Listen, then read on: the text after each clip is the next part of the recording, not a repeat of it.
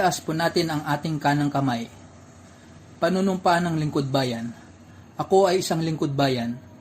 Pangangalagaan ko ang tiwalang ipinagkaloob ng mamamayan.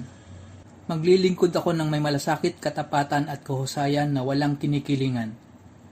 Magiging mabuting halimbawa ako at magbibigay ng pag-asa at inspirasyon sa aking kapwa lingkod bayan.